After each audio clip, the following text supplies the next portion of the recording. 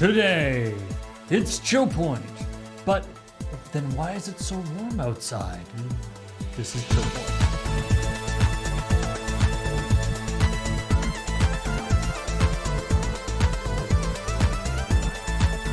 I'm sorry, do we control the weather?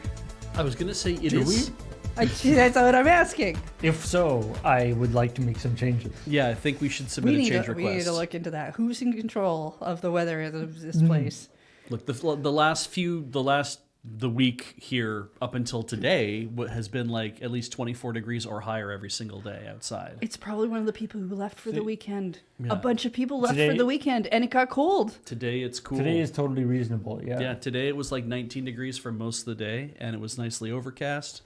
I even thought we might get rain. It's kind of muggy. Is it But okay? So is it like there's a bunch of them who control it, and because they've left, something like that. I mean, yeah. Seattle's supposed to be or cooking just right one now. of them? Oh, I'm they gonna took have it a with look. them. Yeah, I hope they took it with them. No, actually, I'm gonna have words with the people who left when no, they get back. Seattle's doing as good as we are. No, it's the East Coast that's having a lot of most Yeah. of the problems. But Yep. anyway, hey everybody, welcome to ChillPoint, the show where we talk about the week's video game news and the episode of Checkpoint that went up yesterday. What if we just talked about the episode of Checkpoint that's coming next week? The future episode. Yeah, of what we Checkpoint. talked about the future. I mean, we've done that a few times in the sense that like stories that we cover on ChillPoint occasionally then show up on Checkpoint the next week. Because we grabbed them at the last second. Yeah. Yeah. And it's like that was good, but also we could do more about it. But yes, unfortunately we don't currently know what will be in the episode of Checkpoint next week. We'll work on that technology. We will. But We have a long technology we need to work on We'll- request line. We'll use it. Can we put the weather one ahead of that? I want that one with more priority. We'll work on technology to allow us to perfectly predict the future, and that is all we'll use it for. Oh, you want lottery numbers? Okay. 4. That one is used in the lottery. You're right. Yeah. Yeah. It's all you need, right? Just the one? Mm-hmm. Yeah. I mean, that's all I need to win the extra. Apparently, I just need to get one number right, and then I get $1. I get my $1 back. I feel like they tell you lies. It's like no, you can have Have you 100 ever gotten different numbers. Ever gotten your $1 back? Yes, I have actually multiple times. How many numbers do you give? Like, how many digits do they allow for a number? You can.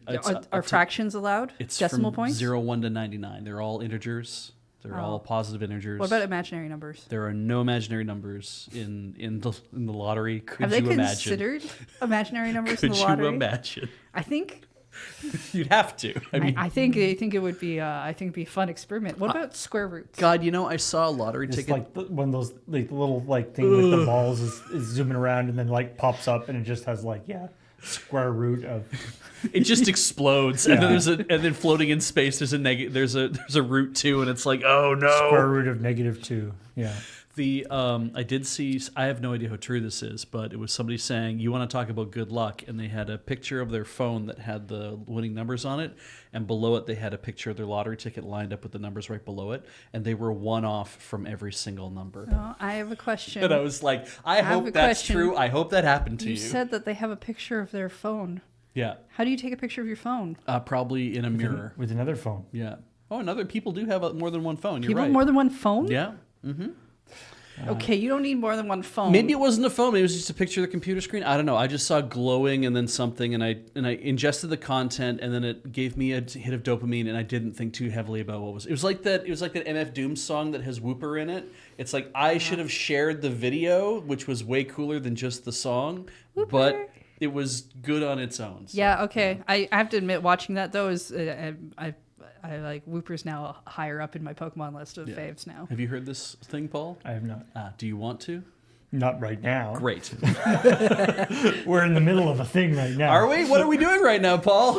I thought we were just here to chat and have fun. Talking about video game news. Did we already say hello? It's Checkpoint. I think we did. we right? We did. Okay, We great. We did. Yeah. I even let Paul get through a whole intro. Holy shit. So yeah, let's talk about cake. We have to change it up, otherwise he gets compliant. Oh, I love cake. Yeah, demoralizing. No, cake. I don't like this like cake. demoralizing cake. So yeah, this is Beach wrote the story, and this is So it's his fault. It has a simple premise.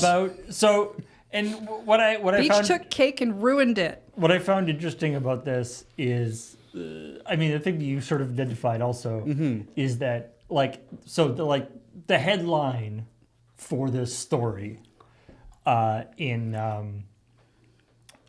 the where the like the original article. yeah, the original article that I saw this Near the in. top. The headline was, "You might need Roblox to play future Like a Dragon games," and you know, That's like just the, demonstrably untrue. like the sucker I am, I was like, oh, I must read this article. Yes. I have been pulled in by this extremely inflammatory Yeah. headline. Yep. So the base of the story is Roblox has an IP licensing thing. Yes. Sega has put some of their stuff on that. One of their stuff on it. One of their stuff on that. Yeah. And the So basically, yeah. you can make a like fan game or a thing in Roblox and then get it officially blessed Yeah. by the company. yeah, there's a little oversight technically. They're still probably taking a bunch of money. Fun aside, Beach told me about this story before he was writing it. He came into the room I was hanging out in doing stuff. I had been on Instagram looking at a bunch of stuff. Trying and to be alone. Beach was like, yeah, like a dragon. My Instagram reels had been full of how to train a dragon.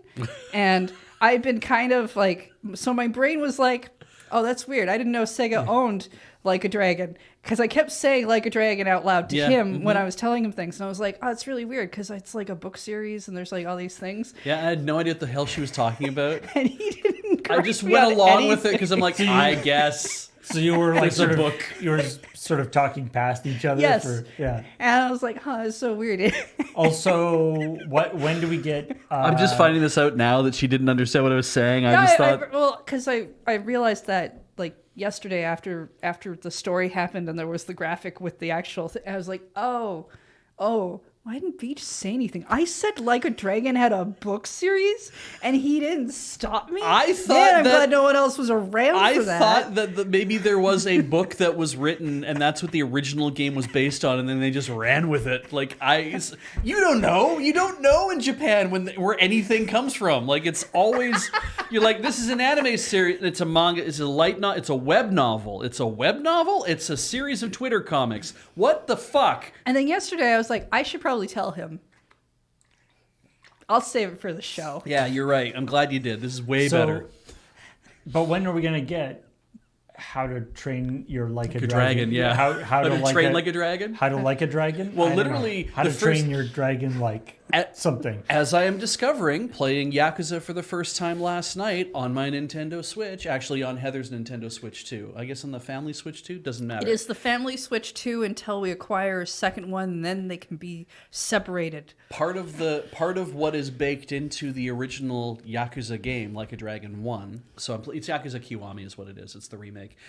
Is that you go to prison, and when you come out, you have lost your skills, and you have to train your dragon style back up again.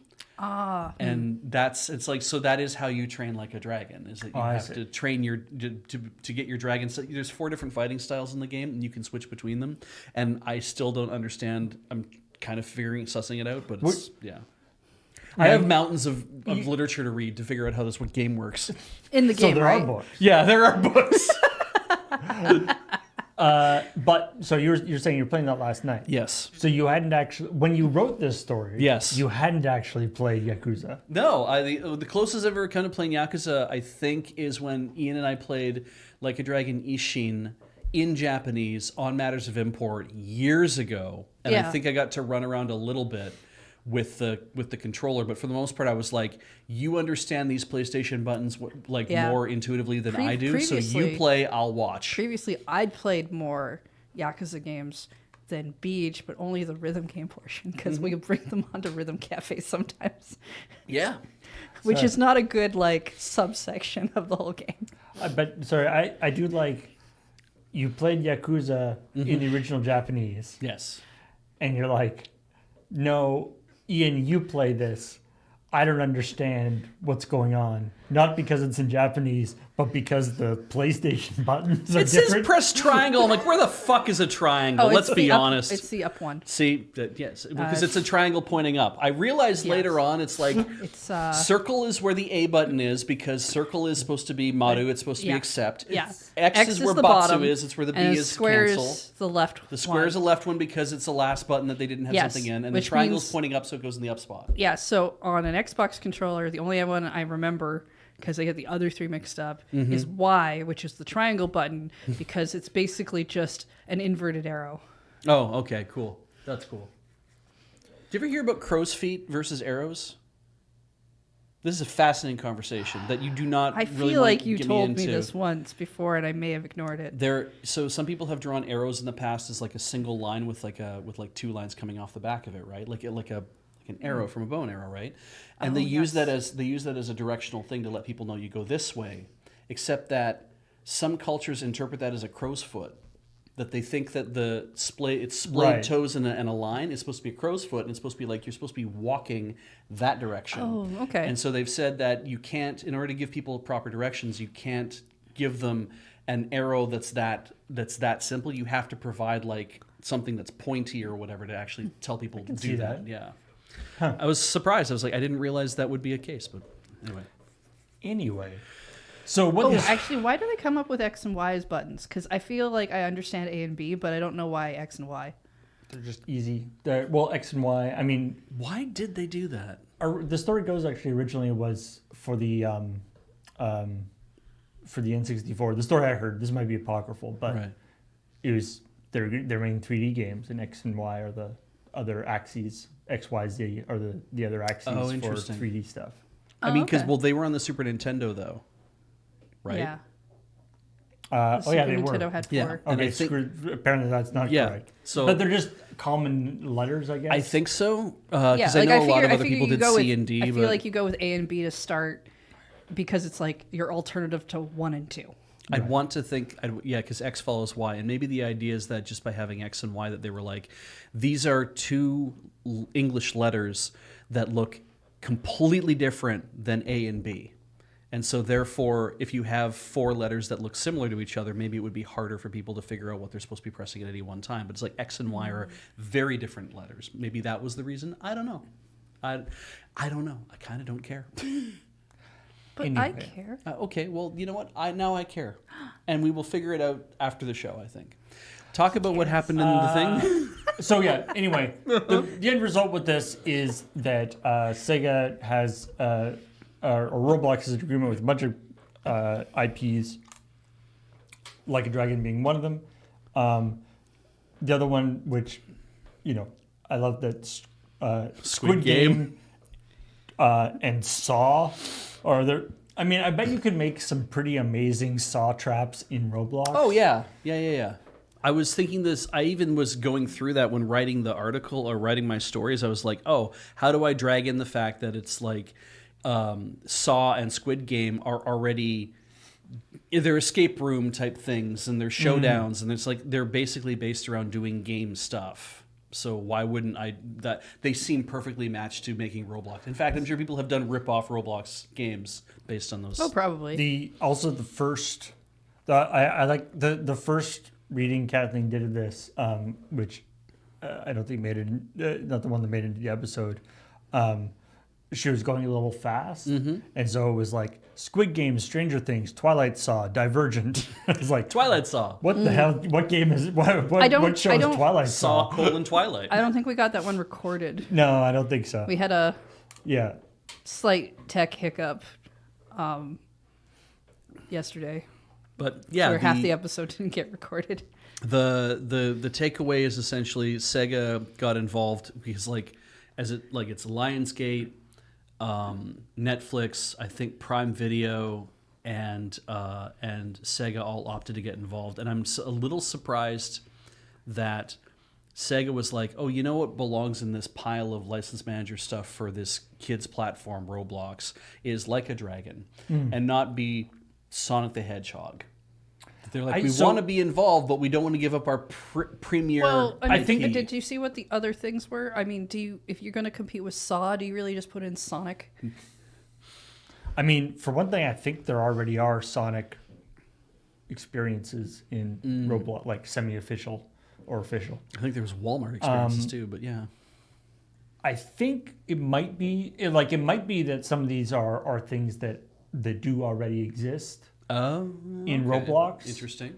And like people have made fan things of Yakuza or Like a Dragon in Roblox already. And so that was something that Roblox in particular wanted to get.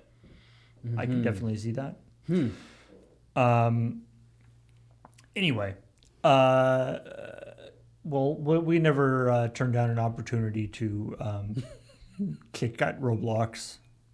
Because, they have some serious issues. Now, I mean, the idea that all, that children are the main developers for Roblox isn't necessarily true. I'm sure there are lots of adults also developing for Roblox. And I'm sure there's lots of adults pretending to be children developing for Roblox.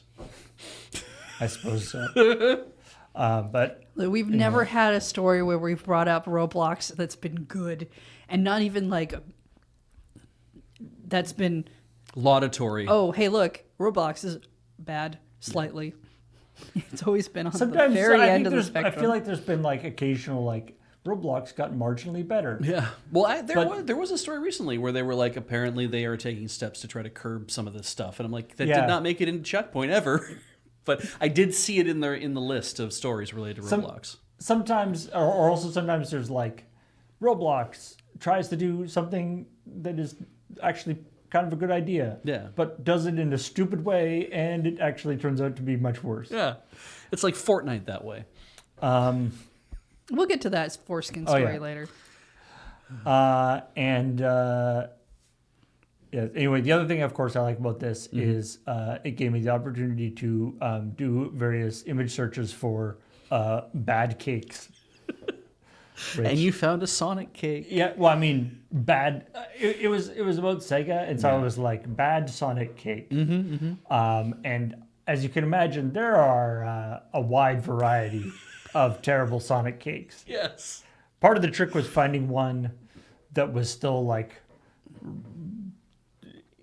recognizable as Sonic, right? And didn't look, and also the one that didn't look like they were like deliberately making a like, oh, this is a dumb Sonic cake, right? I felt I felt like that cake. Because there's the popsicle meme, so people do make things to look purposely Right.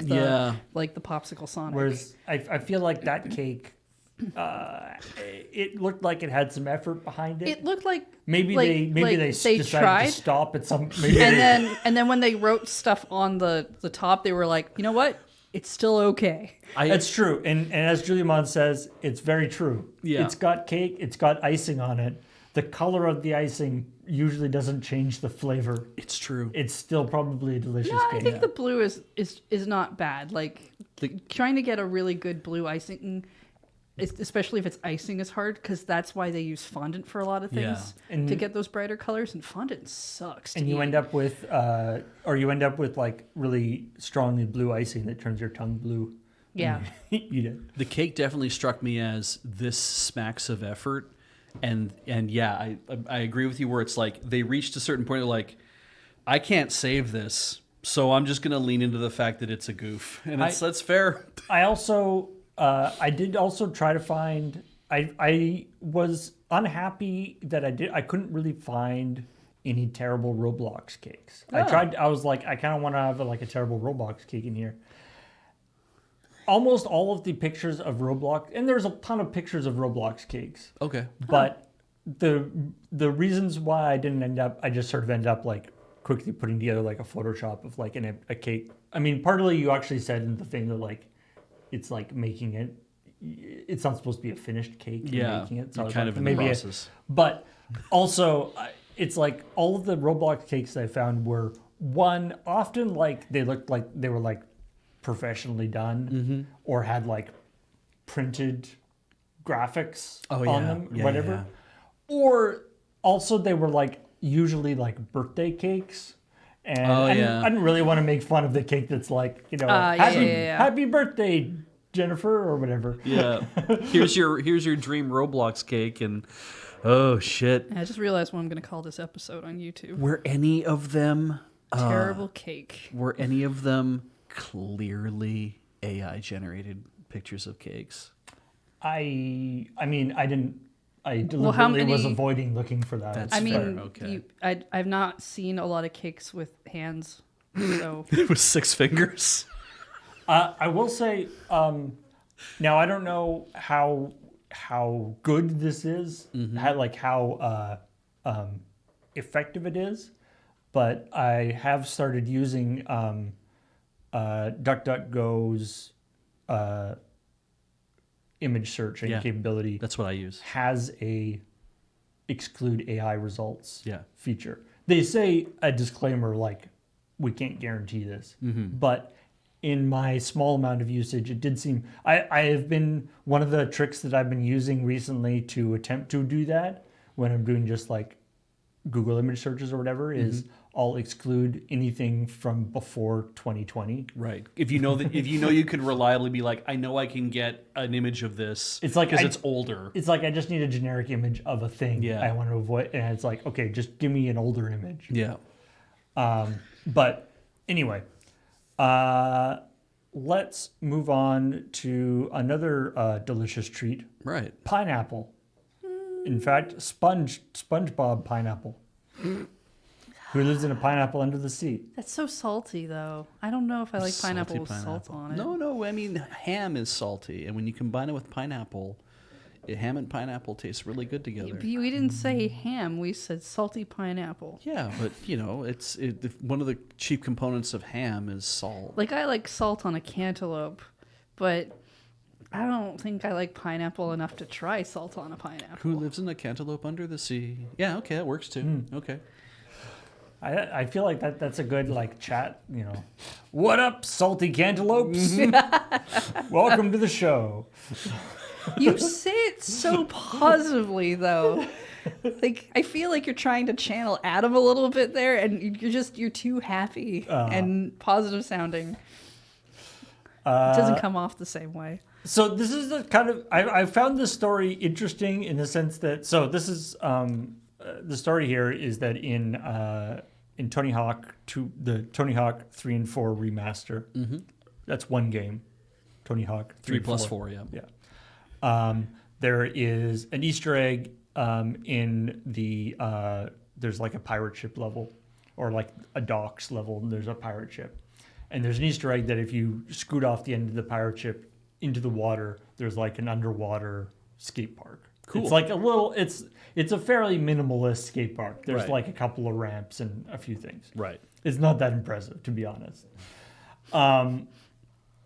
But if you have the deluxe edition, apparently this is limited to the deluxe edition. It is SpongeBob SquarePants branded. Because you get the whole like several days later thing. Yeah. And Yeah. and then, Although but, like, again, I will say, not very impressively branded. No, when I saw the pictures, I was like, oh, yeah. Oh, it really? just kind of looks like There's we just like put some a different stuff backdrop there's in some there. stuff in the and- background, and there's like a few signs up and stuff. But Yeah. And the ramps looked a little less dilapidated, but not that much. if it had like Patrick Star, like, you know, nollie heel, flip, ox grind the cube. If he was doing some shit down there and you could like skate with him, then there you go. That would be fun. But or if it was just like would be Squidward, there was actually, like I guess. you know, everything was like in different colors or had drawings of the characters on them or Yeah, all that yeah, stuff. yeah. I don't know. There's a lot of ways you could do it.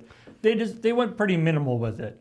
But even that, if you don't have the deluxe edition, you just like when you jump into the water there's no, instead of the like several days later or several hours later, Yeah. it just immediately goes to you being underwater.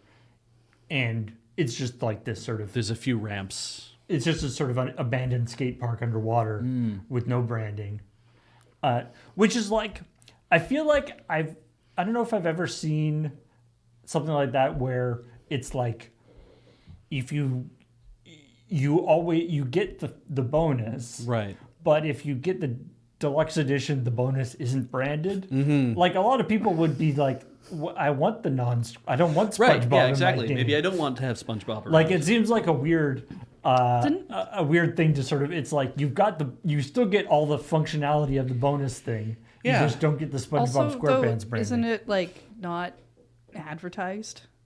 Yeah, that's the other thing. Just- It is not listed as a feature of the deluxe edition, which, considering the somewhat lackluster approach, I feel like that's probably for the best. Sure, it's I just think if kind they'd of- advertised it as like SpongeBob SquarePants level, I Yeah. would be a little disappointed. Sure, and I mean, It's basically the Willy Wonka experience in Glasgow. I guess like it's not like Easter eggs are necessarily listed as features either. Yeah. But it is kind of like a. I don't know. It's just a weird thing. I would like if you're putting it in under there, and you already then some people are like, okay, but we're gonna make a second version for deluxe that has these whatevers as an Easter egg. It's like, go off, Taylor. I guess like some whoever's working there is like, I just want to make a thing happen. It's like I guess you can go do that and that's fine. But I mean, if you're putting in the effort, why not make the other one based on Atlantis, like the Lost Skate Park of Atlantis, which, by the way, that's some Tony Hawk shit, in fact. I don't know if anyone remembers the video Search for Animal Chin. It was an old skate video that Tony Hawk and like a bunch of other guys were in as well. Like I think what's his name? Old Tony Hawk is current Tony Hawk. You mean young Tony Hawk? I mean, well, when Tony Hawk was younger. Yeah. Yeah. So when he was a lot younger, there was this skate Old Tony video. Hawk. You mean when he was young? Yes, exactly, right? And so he was in the skate video that had a narrative bound to it about these SoCal skaters or whatever. They venture into the California desert, the Nevada desert or whatever, because they're trying to find out where this old Chinese skateboarding master where he was so they could learn from him, but they're like, oh, his teachings are lost and we must do whatever. And the things I remember from this video are they make it to like the middle of the desert or something, and there is a giant skateboard that's standing on its end made out of rock. It's like a monument, and then behind it there's a massive half pipe. Well, yes. Of This course. is huge half pipe. It's a double half pipe actually. It's a half pipe end to end. And then it's like, so they've been doing skating and stunts all the way through like their travels. There's no real again, the narrative is not great. But then they end up at this location and there's like another 20 minutes of them skating and doing stunts again. It's fantastic. And I'm like, right. So this seems like prime stuff for a sequel of, we have to travel to Atlantis to find the lost Atlantean skate park and learn the secrets of it totally fits. Like this is the kind, and it's a video game. You can do whatever you want. And like, I mean, an actual just like Tony Hawk has always had has had like weird yeah. They could legitimately just have like there's one where you like go around like on a cruise ship and stuff. Like That's awesome. There's they could definitely have just like Atlantis. Do it. Why not? If you're on the cruise ship and you fall off the end, you end up in it. You do it at the right spot during the cruise. You end up in Atlantis and you get to skate there. Is Tony Hawk one of those mascot games for like Sony from like the 90s? I'm not even sure he's a real person. In some ways, I definitely don't in think some he ways is. it was. Like I don't know if he ever was like in like if he was ever like in commercials, but it was a real like the original Tony Hawk games were definitely like a big Like there's sort of I don't banner remember- franchise. I don't remember which one it was. I was PlayStation. playing one of the Spyro games, and then suddenly there's just like a whole skating section, and I was like, "Was Tony Hawk big when this game came out?" Because it feels like Tony Hawk was big when this game came out. 99, I think it was. I think you'll be right in that he would be big when that game came out. Tony Hawk Pro Skater 1 came out in 99, and I think I know that because Seth and him confirmed it when they were doing an interview recently. He's like, this last week, Tony Hawk was on Seth Meyers talking about the video game and talking about being old. It's just what happens when you start getting old. You start talking about it, Yeah. because then you're like, "Oh, I understand now. Yeah. I'm sorry." I broke my femur skateboarding, which is a thing that I've done all my life, but now I realized I have to maybe not break my femur skateboarding again. Because being 54 and recovering is tough. And it's like, oh, wow, okay, yeah, it happens to everybody. Yeah. Yeah. Anyway, next story. We were talking about King, as in the Activision Blizzard King. as in Activision Blizzard King is in the mobile game company, who just recently, as part of the larger Microsoft Activision King layoff thing that we talked about last week, they're cutting about 200 jobs, which is about 10% of their workforce. Already. From various places around the world, because they have a bunch of different offices. But the reason why this was sort of particularly notable is a couple of the people talked to the press, and they talked about how basically for the last couple of months or year or whatever, a lot of the jobs that have been cut were basically they were working on developing AI assistants for their job. So in this case, they're talking about UX, level design, and writing, copywriting stuff. Okay. And they were working on developing AI tools to help them with that. Oh no. And then it basically was like, now that you have trained this AI so well, we don't need you anymore. Correct. And now we'll just have the AI do your job. Yeah, so like the older story used to be The robots put you you to find work. out that you trained your replacement who comes in, and then they Yeah.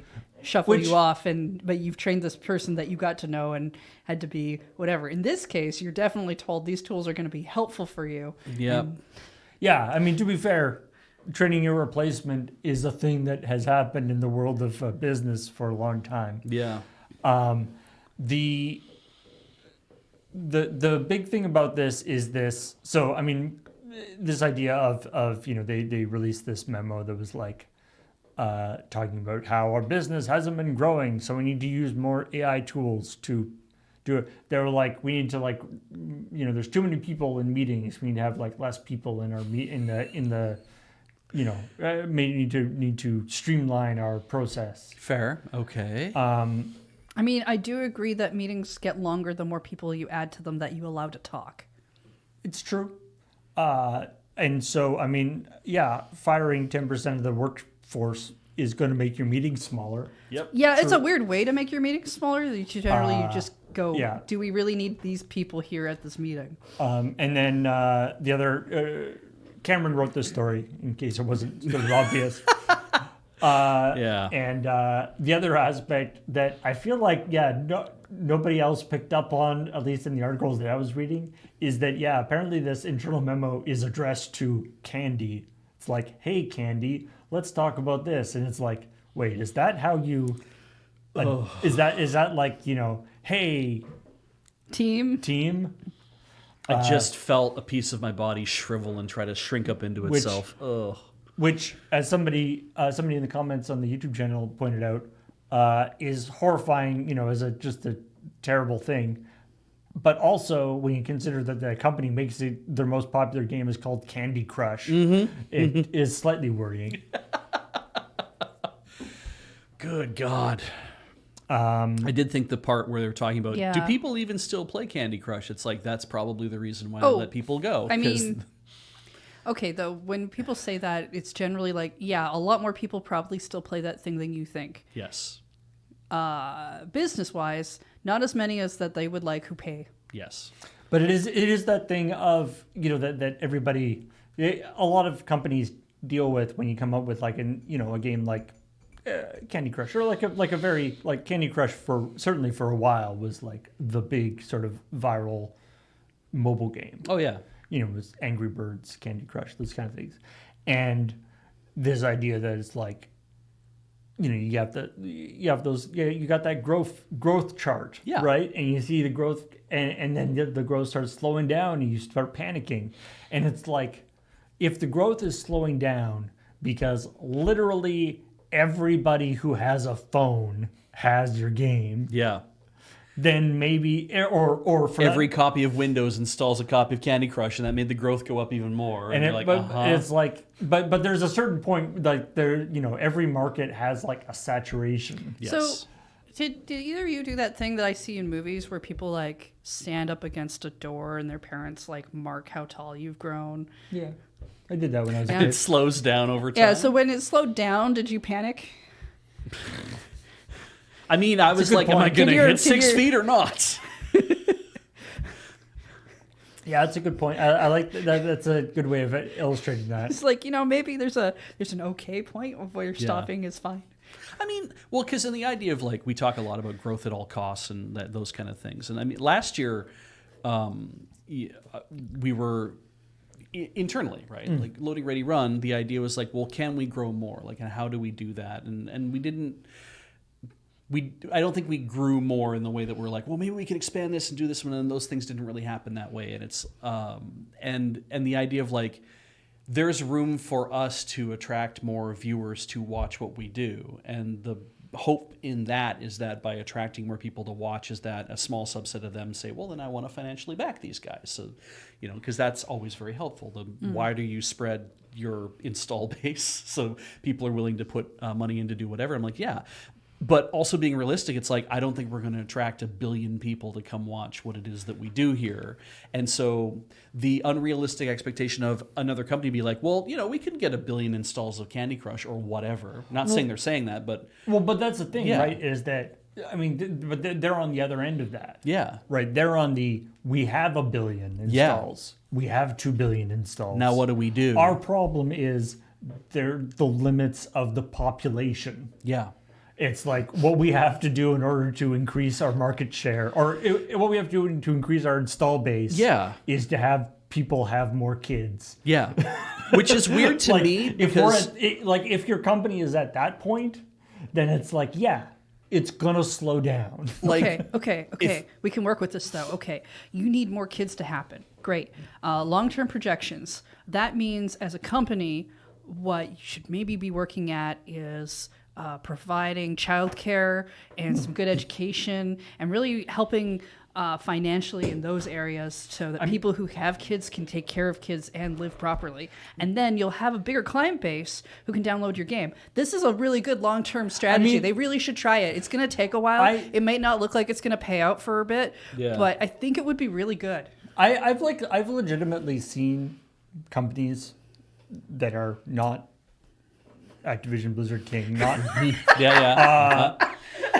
I've legitimately seen, some of these long-term sort of well-managed companies. yes. That are in it, they're in it for the long game. Yep. And they will do stuff like what you're saying. Yeah. Like they will invest in things that are not immediately obviously increasing their thing, because they're like, we want to invest in this because we have found this means that if we invest in this, then 10, 20 years down the line, that's going to be better for us. Yeah.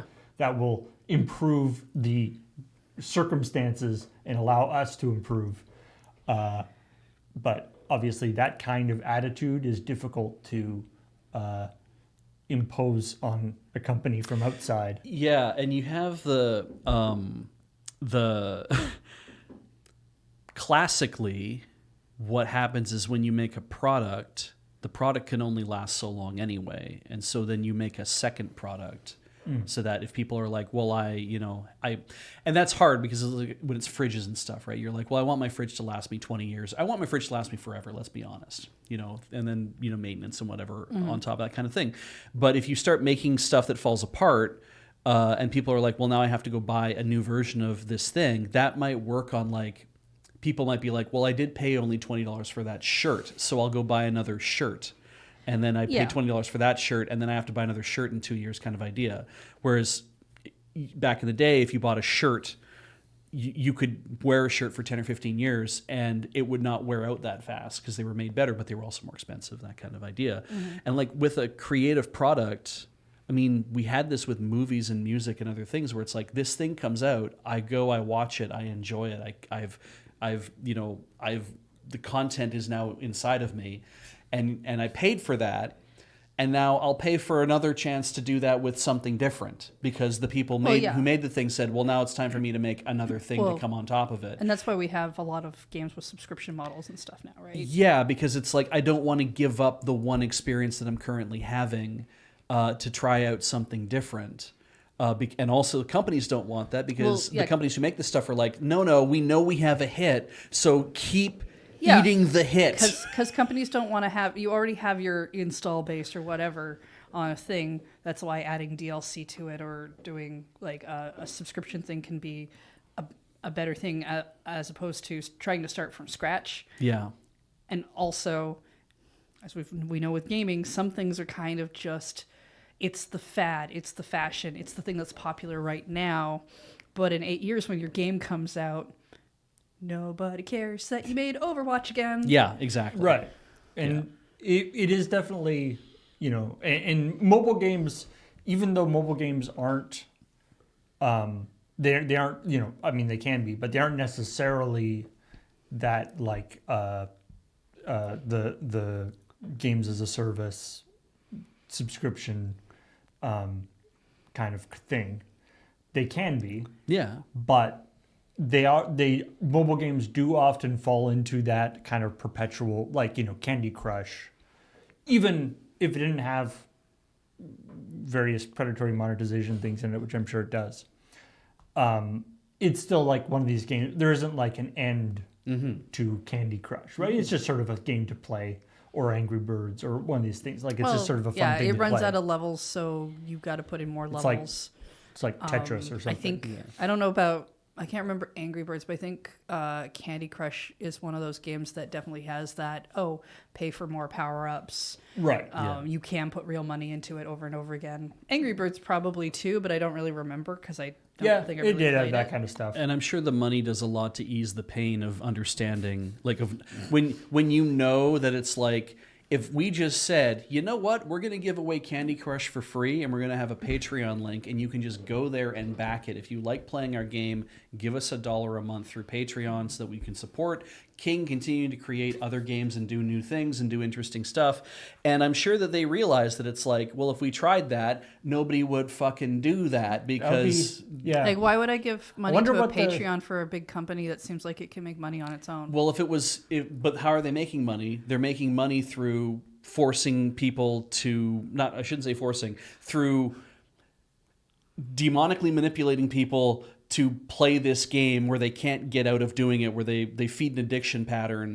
They set up those reward loops that are kind of like, I can't not play this, that kind of idea. Eating, like making that pattern, right? The whole thing we talk about with dark patterns and everything else. And that is a thing where I'm like, right, you could make a game and then say to people, back my Patreon and back that. And yes, we'll only maybe make like $300,000, $400,000 a year, maybe doing that if the game is good and people enjoy it. You don't get to make $30, $40, $50 million a year doing that because you didn't try to drag money out of people for every little recharge of what they're doing in Candy Crush. Just leaving money on the table is what that is. That's true, right? So that is frustrating. Yeah. But where else am I supposed to put all my money if it's not just left on the table, all nice and decorative? You put it into the horse game. No. You start buying new beautiful horsewives. No. Hey, Paul, what's we got? All right. So the next story is Graham did a heroic effort in the deep dive. Going deep on Subnautica. Right. To provide people a summation of what's been going on. Yes. Okay. To put a little light down in the darkness. Yeah. And if you're in Subnautica, you know how dangerous a deep dive can be. Don't do it. Stay in the shallows. The aliens will get you. But but we talked quite a bit about this on ChillPoint last week. We covered some of these same points. Okay. So maybe I won't go over the whole nitty-gritty details. Suffice to say that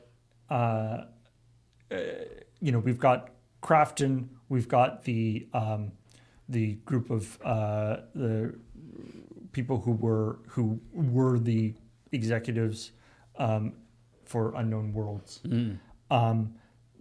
giving pretty different accounts of what went down. Okay, yeah. And certainly, depending on how and it could go in a number of ways depending on how you want to interpret things, shall we say? Okay. One of the interesting things is that the group of executives that were let go have filed a lawsuit, and as far as I know, like Krafton hasn't done a countersuit or stuff yet. So Right. most of the info that's actually they made a couple of statements, but most of the info that's come out so far has been Krafton either releasing statements or things that have leaked from them. Right. Well, I mean, if you're filing a lawsuit, you probably don't want to be going Right, around so- ranting and raving about things. Right. And that's very reasonable that, yeah, exactly. That the people, they probably got good advice to not talk about this stuff too much. Maybe listened. Yeah. So we don't know. It's, hard to make determinations. And of course, I'm sure this is one of the, it's not necessarily these people are right, these people are wrong. Stuff is happening.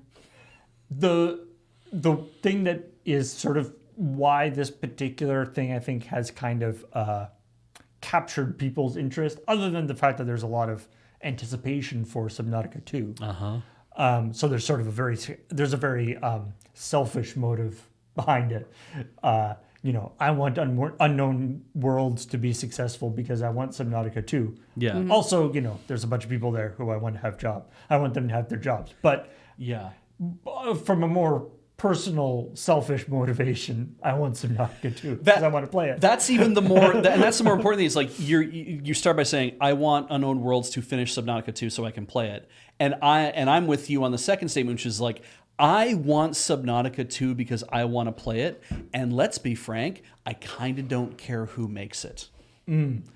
So I don't even care if it's Subnautica 2. I don't care if it's like a group of indie developers out there right now is like, we could make an underwater base building game that's kind of freaky, a little bit fun. And it's like, okay, that's not Subnautica and it's a different storyline, it's whatever else, but it's like all those elements were great for me. And like, I would play that game if you make it. You're looking for a specific style of game. Yeah. So for you, Subnautica or not branding, not really important. No, it's like the change from going from playing with a sea moth and a cyclops to playing with a sea truck in Below Zero. I'm kind of like, oh, that's even a change. I had to get used to. I just pictured in my head the idea of like, oh, we have Subnautica 2 at home, and it's just like a bathtub with like a rubber ducky in it. Yeah. It's like how they used to do water scenes in shitty movies back in the day.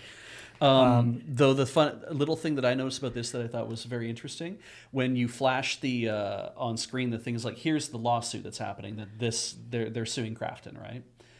The plaintiffs or the complainants or whatever you want to call them, because I guess it's civil, they are an LLC. They formed a limited liability company to act as their representative for the people who were harmed, the 3 people who got fired from Krafton. And I thought that was interesting that they're like, oh, we're baking this in. We made a little company just to represent us in here. And I'm like, Probably a smart move. yeah, like I'm wondering what that's all about, but it's probably the way that you do that now. So it was very different. I didn't expect that. There also does seem to be some interesting aspects of, we often talk about on Checkpoint and ChillPoint, the thing that does happen, unfortunately, relatively often is, a small company makes a video game that becomes very successful, and then gets munched by somebody bigger. Yeah.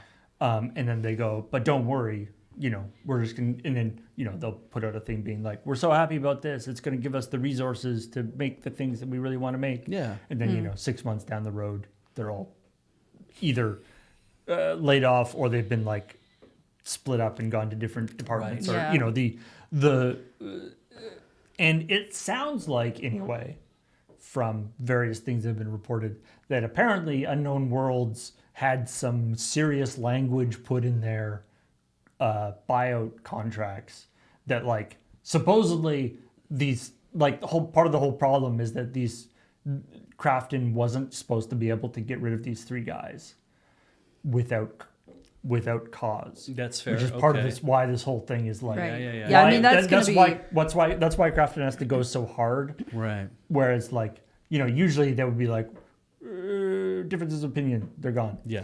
But in this case they have to actually like prove negligence on their part. Right. Right, which means Which is a that lot if they prove that that's false, that's gonna Yeah. that's gonna be part of their thing.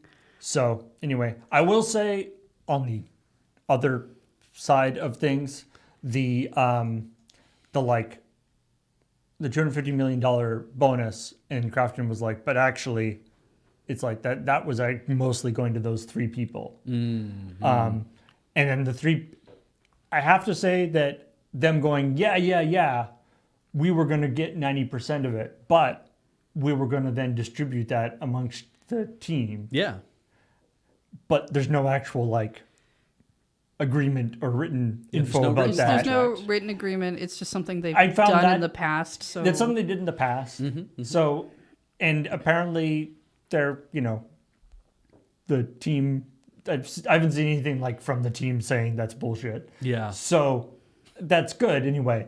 I did find that a little bit like, that's a little bit not like, oh yeah, it's easy to say now that you were going to give the money away. yeah, You know what's funny about that too, But- though, because the two things of like we did report on briefly previously that one of the workers did ask the new boss is like, hey, but are we still getting our bonus? And the boss is like, are you getting your what? And it's like our bonus. We're supposed to be getting the bonus. that's true. Yeah, out that of was the that thing we talked about last So it's week. like, so clearly somebody did talk to the employees about that. So now here's what I think happens is that in that case, if that was faked for whatever reason, then that's terrible.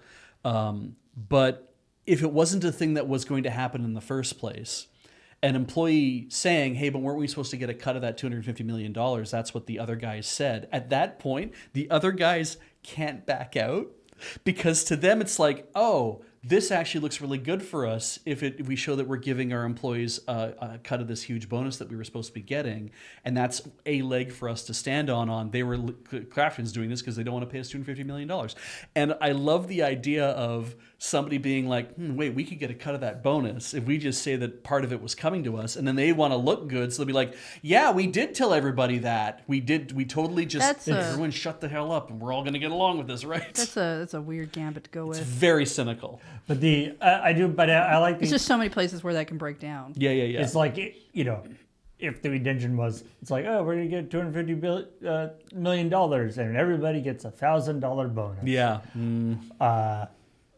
But I mean, if I was working knows? at the company and that's what happened, I'd be like, oh, well, I'm shopping my resume around because at this point, everyone's looking to screw me at that point. I got to work somewhere else. But going to like the press and being like, yeah, those guys are great. They said they were going to give us all $1 million. Yep. Anyway, that's a fourth dimensional move. Like we said in the on I think last Chill Point, and also Graham talked about this. It has gone into we're into lawsuit territory and stuff. Who knows how long that'll take to shake out? Who knows if there will be more? I'm sure. People might shut up. I'm sure there'll be leaks or additional things that come out, but we'll try to keep up to date on it. I mean, I will probably just because I'm interested in Subnautica 2, but also we'll see. Yeah. Well, I mean, if they delayed it, they did delay it for like at least another year for early access, right? So yeah. Chances are, I feel like if you have like a lawsuit that's kind of built around a bit of a thing of a game, the impact you can make closer to when the game is coming out can be a thing. The odd thing about this story too is that for like it works as great drama because no mainline workers got laid off which makes you sad, right? The game is apparently still being developed. The team that's making it only lost their top brass. They didn't lose like a whole bunch of other managers or other Right. team leads or whatever. So it's kind of like, okay, so the part where the workers are still working and they're still making their money and they're still safe, it's like that's still intact. So the drama of everything else is something we can kind of revel in a little bit. Also, the interesting part is that the part that doesn't seem to be in dispute is that these guys weren't actually doing much work on the game. Yeah. Like, Yeah. Crafton says they weren't doing much work on the game and they were actively interfering with it. And so they had to get quit. The guys say, we had a bunch of other projects that we were working on. Yeah. One of the, I was working on this movie about Subnautica that Crafton asked me to work. Like, Yeah. they have other reasons for why, and they frame it differently. Yes. But the end result does seem to be that those three people weren't actually working on Subnautica 2 that much. Yeah. I'm not saying that that's bad. But that seems to be, that's kind of an interesting aspect of it, that it from the actual and maybe was part of the problem with why they clearly seem to be slipping milestones and stuff. Right. But Yeah. anyway, let's move on. Oh yeah, and then Fantastic Four skins. of course, the Fantastic Four are going to be in Fortnite, As and what? so therefore you'll have to get skins that have the appearance of characters from Fantastic Four. I tried so hard to include a third element to this joke because apparently it's not just skins of Reed Richards, Sue Storm, Johnny Storm, and I guess Sue Richards instead of Sue Storm. I don't know if they're married yet. And Ben Grimm. It's also shoes. It's also Nike shoes apparently are making an appearance in the game. Are they Fantastic Four Nike shoes? They are Fantastic Four associated Nike shoes. Like, they're not all wearing like Jordans. They're like, oh, so-and-so's wearing Air Max 1s. So-and-so's wearing this classic one. And if you buy the shoe skins. But where's the robot? Right, they left the Robbie the Robot or whatever his name I was. don't know what think his they- name think they was. left I was him out. really upset when he replaced. He's shown up in the the newer. the Fantastic Four have a robot? So in the old Fantastic Four cartoon, Oh, God. they did a season where it's the Fantastic Four, and then they replaced Johnny Storm with a robot. Because Oh, I don't know why. I was just Oh, upset. you as a don't know kid. why? No, I was a kid and upset. having a man who voluntarily lights himself on fire would make children think that it would be cool to light themselves on fire like Johnny Storm. I did think that was pretty cool as a kid, yes. That's fair. It didn't make me want to do it. No. I thought it was cool as a superpower. I'm not an yeah. idiot. Was it Herbie? Was that his name? Not Yeah, I Robbie? think it Whatever. might have I been. don't I give don't a know. shit. He apparently shows up in like later comics because they decided they wanted to work him back in, I guess. But Anyway, obviously the joke is mostly the name. But also we were talking, I think a little bit of this made it into the episode, but we were talking afterwards, like, the Fantastic Four have been in a lot of video games. yes. Presumably there have been skins for their characters in those games. I feel like this joke has to have come up before, but I feel like people went super hard on it. Right. Not just Oh, us. because Fortnite is the For thing. Fortnite. Is this thing where you say, "Oh, these new skins in Fortnite," right?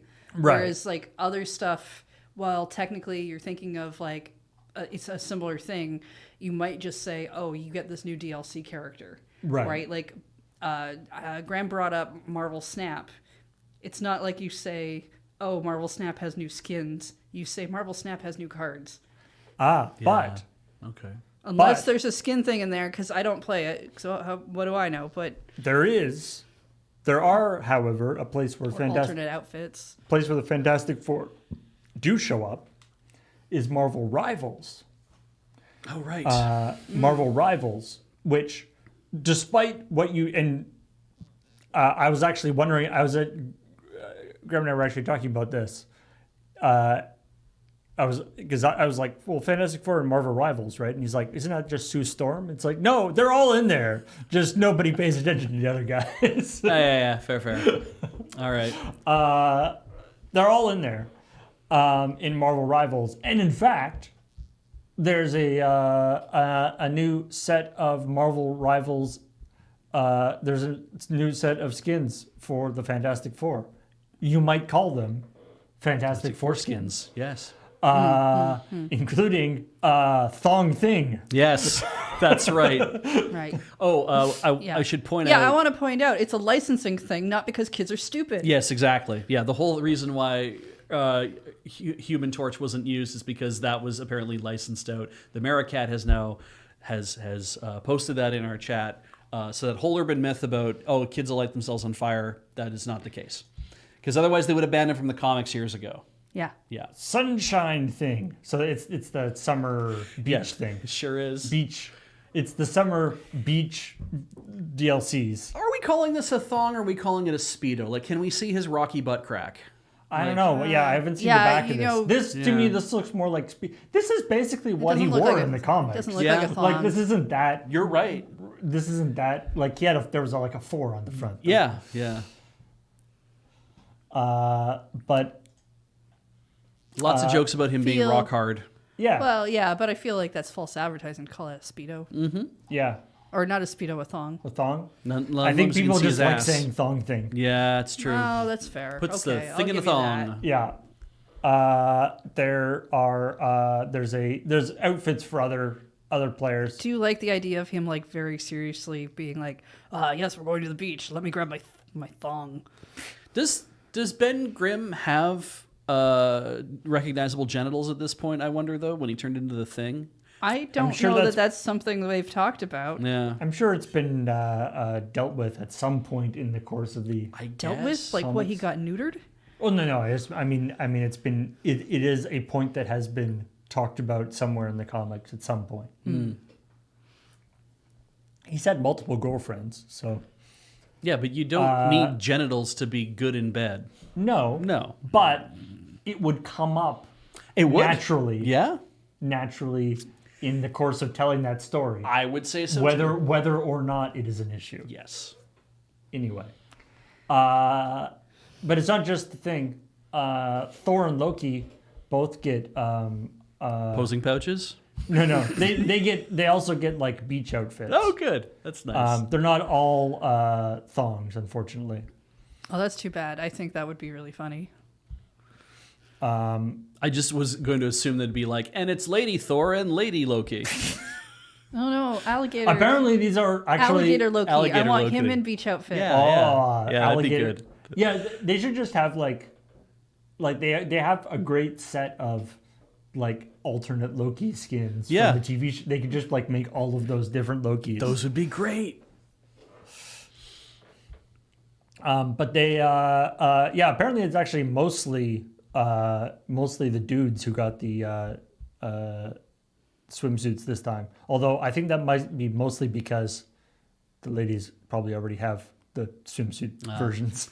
Yeah, Well, that tends to be what comes you, first. You say yeah. that, but whenever they have these games where it's like, oh, I put the ladies in some swimsuits, they always get like 10 different swimsuits somehow. Yeah. And like That's expensive. like all kind. I mean, there's some really cool swimsuit designs you can get as a Yeah. lady. And men get and trunks. men get like trunks or like a thong maybe. yeah. And that's kind of it. I do think it's funny that You're getting kind of like I don't know. I feel like you're not getting the same kind of cool fashion statements you could be getting. well, That's true. and like they say in the article here that Loki has a more like demure beach going appearance than Thor, who's basically just shirtless and I'm assuming is in like a Speedo as well. Like it's just like, this is what I wear to swim in. It's like, I guess, but yeah, like I don't know if the Loki appearance, because maybe it is like trunks and like a unzipped hoodie and some other stuff. Yeah, that's just butt. That's just butt. I'd assume Sam and Loki can't go to the beach because of the salt water. That's them, right? That's the brothers. Yeah, so this would be. I take it this is Loki and Thor there. Yeah, or Aquaman. I'm not really sure. Who that It is, does so. kind of Yeah, have Loki an and Aquaman Thor vibe, with their doesn't swimsuit it? skins. Yeah. I think that's supposed to be the hammer Dressed though. up as So Aquaman.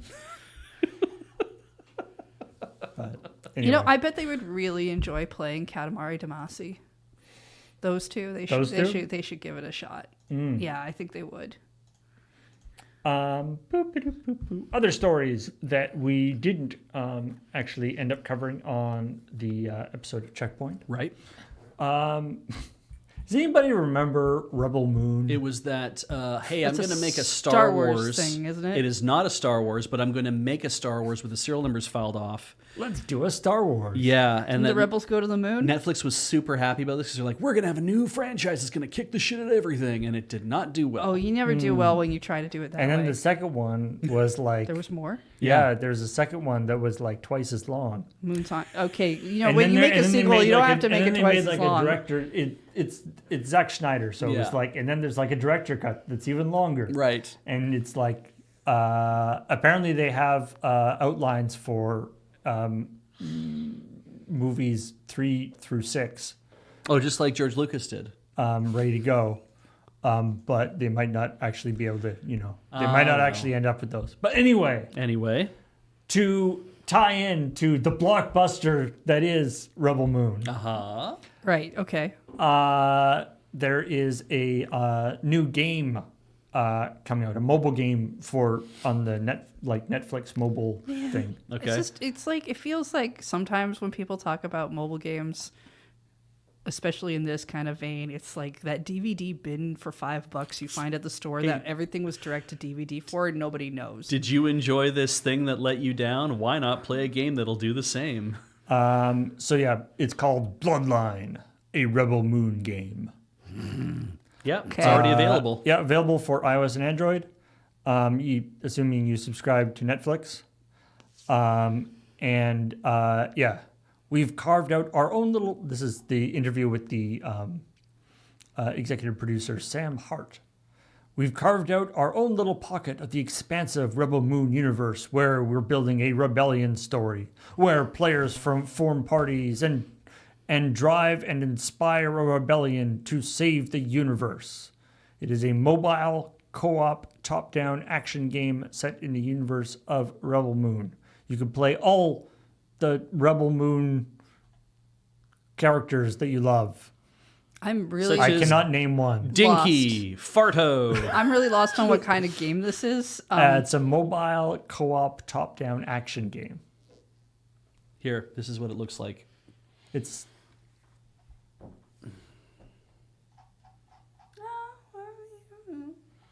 You want to play as Clem Farto? we've been giving the game our all in beta tests, and we've been playing it nonstop ever since I got it, and I think it's awesome. Snyder said during an appearance at the game's yeah, digital Zack preview Snyder. event. Yeah. That explains the director's You've been cuts. playing it nonstop. Why don't you do your job? Yeah, I think you guys are going to love what the developers over at Super Evil Megacorp have come up with. Which, I mean, Super Evil Megacorp is They have made stuff before. yeah. Yeah. I know that because I laughed at their name before. Yeah. It's a solid name. Yes. They have a thing that says gamepad support gives you fine-tuned combat control. I hope so. Bet. Yeah. Also, at the end, it says that it's made by Super Evil Megacorp. Yeah. That's It is harder to look up. you're forming a rebellion. It is currently but, like, rated. It's made by. I don't believe that rating. It is rated 5 out of 5 thanks to 8 people. Nice. Rebel Moon is dope. I really loved this project because it allowed me to expand the Rebel Moon universe in a way that I didn't believe was possible. And I have been really astonished to see this universe in game form. It is so cool. I'm assuming so. This is this is his appearance at the game's digital preview. It was like the digital preview event. So I'm assuming this is a transcript of of him talking. Mm-hmm. Just as a side note, in terms of the porting here, I am very curious when they do. It's like we've been giving the game our all in beta tests. Like that's usually the square brackets are just something inserted because right, to give a little bit more context. to make it the sentence make sense. But we've been giving the game in beta, so What does was it our make sense? all going into there? Yeah. Yeah, I'm very curious as to what was added or cut out there. I will say that because it is a Netflix game, because I was like, all right, in-app purchases, and I go look and it's like, right, in-app purchases, Netflix membership. That is the only in-app purchase. Right? Oh, okay. So it's like, So- it's basically the whole game is open to you. So therefore, just you can play to level 60. You don't have to like a bunch of other. Yeah, that's what I want. And Netflix, I mean, and more so probably than most of the other things they've been trying to do. Yeah. Netflix making games based on their own original IPs seems like a solid idea for I them agree. to do. Unfortunately, they have, I have their solitaire game. they're also canceling or they're taking like half the games on their thing Yeah, when off they at the end of the month. when they delist their own games, those probably won't show up. Yes. Yeah. As opposed to you delist a game you don't own, it might show up somewhere. Yeah, like well, and I mean some of the ones they're delisting. That's true. Like if this game gets delisted, it probably isn't going to show up on Steam or something. They're delisting The Case of the Golden Idol and The Rise of the Golden Idol, both of which I've been trying to. I finished the first one. I've been trying to play the second one, but I've just kind of lost interest. Even though they're interesting games, but I spent hours playing the first one just like straight, and I was like, oh, this is too much. But other ones like Dumb Ways to Survive, I don't think they're getting rid of that. I have several Netflix games. Yeah, on I mean, my there's a lot phone. of games It's kind of nice. that Netflix has that are games that you could already get on Steam or other places, but like that was a way to get Yeah. value out of your Netflix subscription. And it was kind of nice to be like, oh, look, I can just get Monument Valley 3 for free. That's great. And they said, right, but at the end of July, I was going to say, have you it's finished going away. Yeah. And yet they in the game have, come back in the summer for the enhancement, the new summer world, come back in autumn for the autumn world, come back in winter for the winter world. We didn't even get through a full year. No, we didn't. So I don't know what's going to happen to Monument Valley 3 at this point because do you still make it? Do you put it up for sale? You can get it on Yeah, it's coming out on Switch. Steam Yeah. and Switch and stuff. So. yeah. So like I Maybe- just don't know about the first two. Maybe I buy a copy for iOS and it'll be fine. So I liked playing it on iOS. So. Boop, boop, boop, boop, boop. I have to use the washroom. I'm sorry, but please, Okay. please continue. There's a very interesting story on Game Developer talking about the sudden huge surge in Star Wars Battlefront 2 Oh, did something players. happen? Sort of. Like we Nothing- got like what- suddenly everyone really wanted to play Star Wars Battlefront 2. It wasn't like a specific incident, but it was a combination of a few things. It was like, Andor, everyone really Oh, liked. right. That got So a season 2. That kind of got Yeah, okay. people into the vibe for it. There's some other stuff with just some particular streamers kind of picked it up, and it didn't. Oh, There's okay. one of those yeah, things. Okay, yeah. Also, there was recently just the big Star Wars Fortnite crossover, where there's AI Darth Vader and all that stuff. I would assume that would have less of an impact. But those are things that have occurred, yes. And then what happened? So there's reinterest, and then of course May the 4th, they do there's Star Wars promo stuff around May the 4th. Mm-hmm. That does anyway. Okay, so this has been a surge over the last couple months. Yeah, it's been over the last couple of months to the point now where it's the way that they view it is basically Fortnite and Star Wars and/or all these things kind of got people, and especially in Fortnite, people sort of got interest. They're remembering Star Wars and wanting to do all the Star Wars stuff, but Fortnite didn't quite, it wasn't quite scratching the itch that they wanted. It wasn't doing it quite how they wanted it. So anyway, but the other thing that was really cool about this is that apparently they've been doing a lot of the community, the Battlefront 2 community has been really doing a lot of basically doing the promotion itself, rather than because at this point Star Wars Battlefront 2 is pretty it's a relatively old game. Yeah, I was gonna say that's not one of the Star Wars always has it feels like a new game coming out every and once in a while. so by EA standards, it's a pretty old game, and they basically have no there's no marketing budget on it anymore. I assume there's barely anybody, if anybody, even working on it in terms of like doing updates or something. So it's mostly been and DICE actually is the company that has been, which is one of the owned by EA, but and so apparently a lot of the push has been just through the actual through the community itself. They started this idea to do there's something that they called Resurgence Day as like a big sort of community push to get new players coming in. And also apparently doing a lot of really good work in terms of sort of deliberately and work in content creators, the Bombastic and the Star Bazaar, who are apparently big content creators who have been doing a lot of Battlefront 2 stuff. All right. And they've been spending a lot of effort to basically have people almost in the community, almost like dedicated to like helping new players. Oh, okay. Like And they're making kind a of- team of people. It's like, we'll help you onboard. And just trying to help people. And they did this Resurgence Day where they're still really pushing for getting new players, and then trying to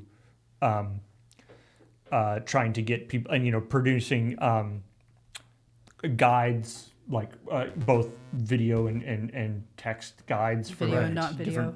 different builds and different things.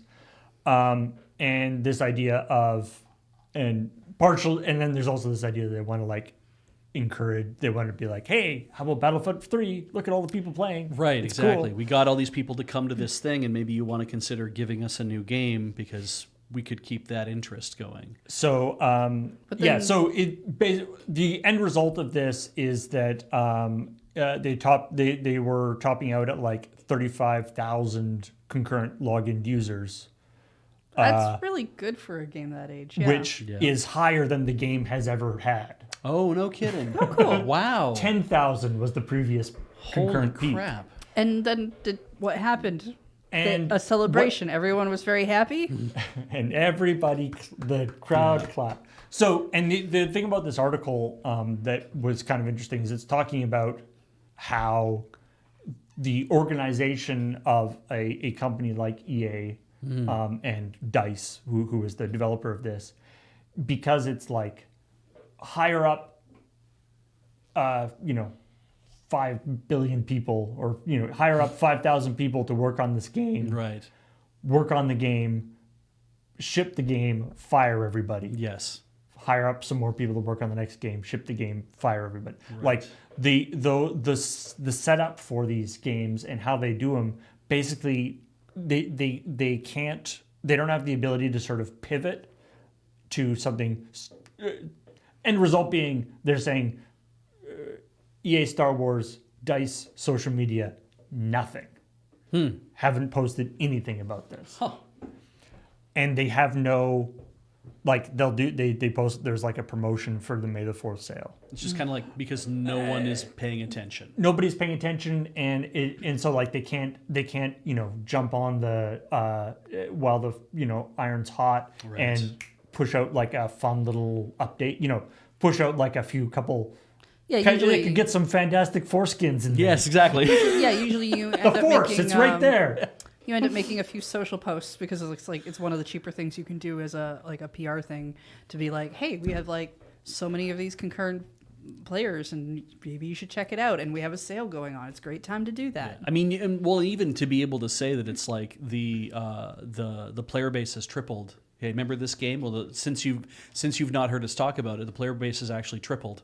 And to be able to say that, even if you're kind of like avoiding the numbers, it'd be like, wait, it's what? And then it's like, yeah, it just became it's like, remember, I think maybe during the pandemic when Rainbow Six Siege all of a sudden just caught on again with a bunch of people. They're like, oh, we should play that. And just got like, people were flocking to it to play it, despite the fact that it had been out for a while and people weren't not that really into it at the beginning, or they were and they dropped it, but then everyone was coming, whatever it was. It's like, yeah, you could kind of take that line of no, this game is actually really good. A bunch of people have been pulled into it, and we're making it a lot like more interesting of experience.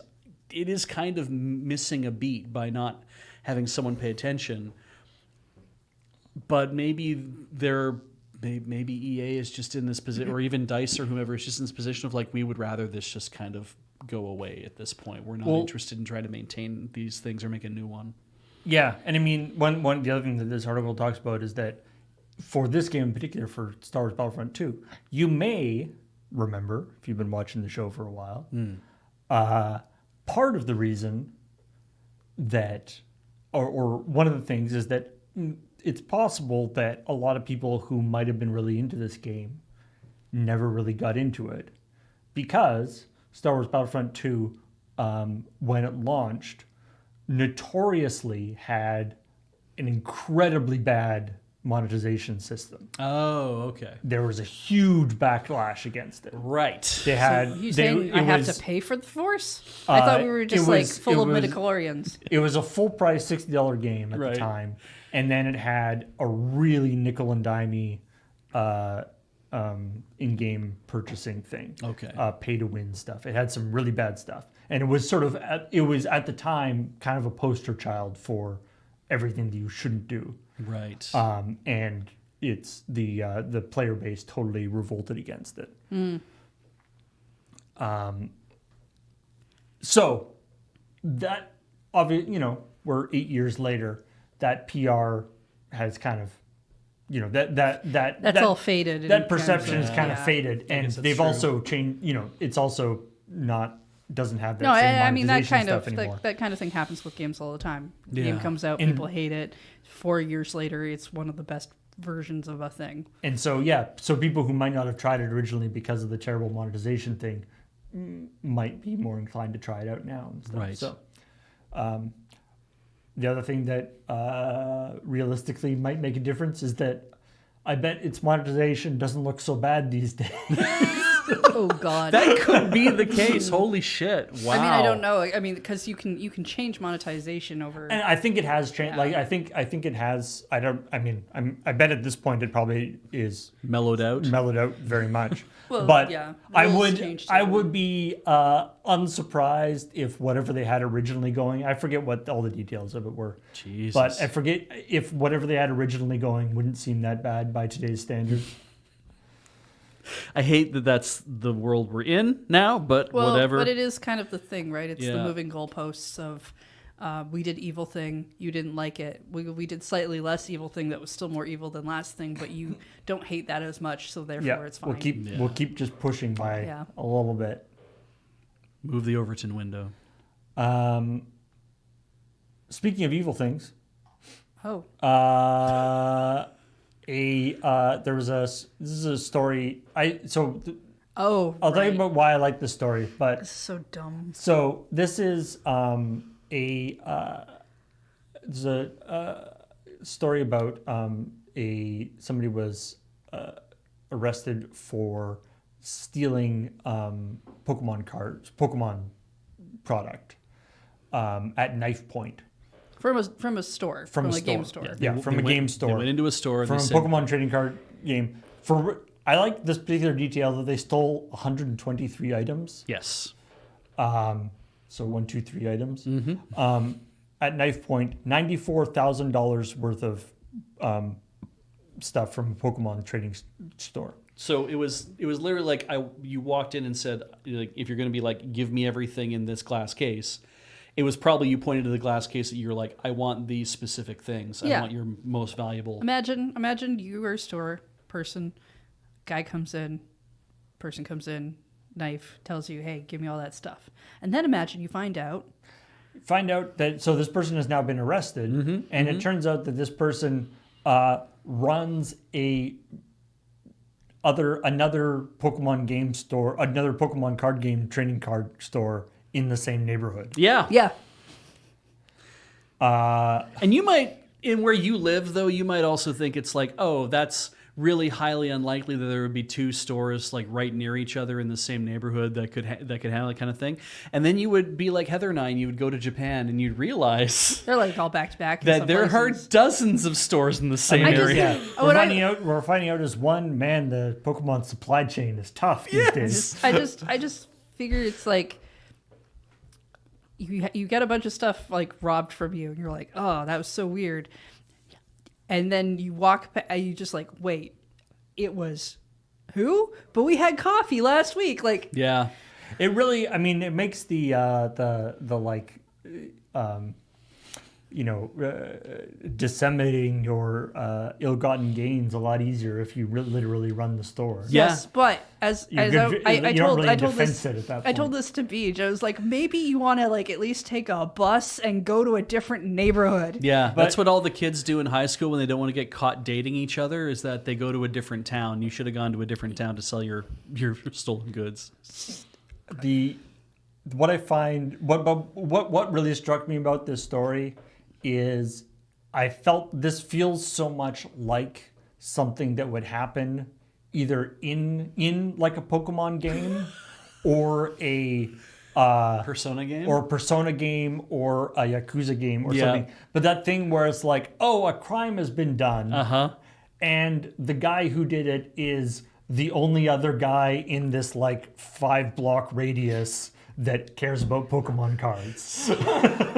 Right? Like that would be the like investigation that you have to do is like, oh, find out who else cares about Pokemon It's funny cards. you mention Yakuza, because I did just start playing it last night. We talked about Yakuza at the beginning of the stream. It's not that funny. Yeah, no, but it's funny that he mentions it here, because one of the first missions you do in Chapter 1 is you have to go buy a ring for this girl because it's going to be a birthday present, and then this guy bumps into you and pickpockets it, and he runs off.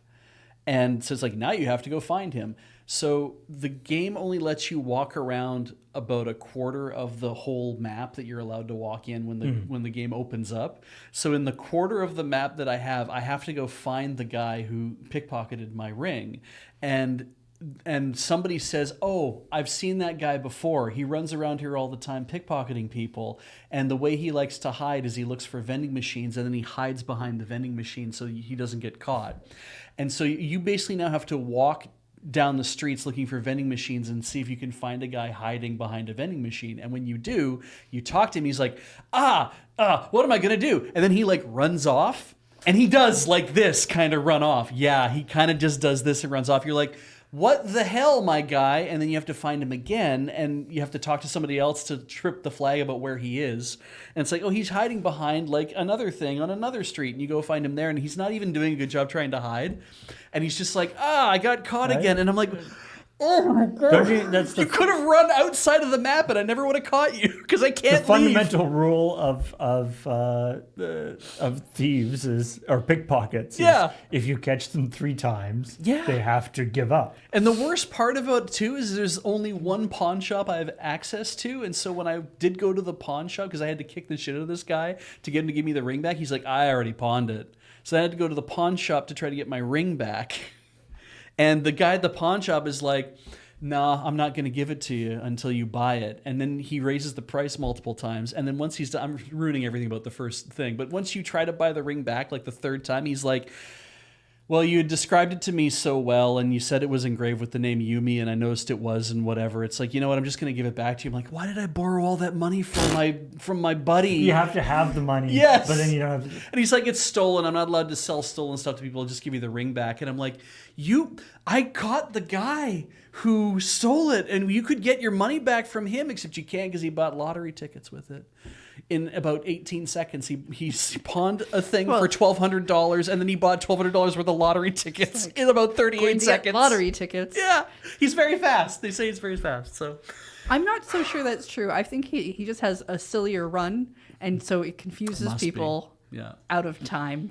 So I feel you on the Pokemon thing, where it's like, yeah, clearly that's the kind of crisis that goes on in these towns.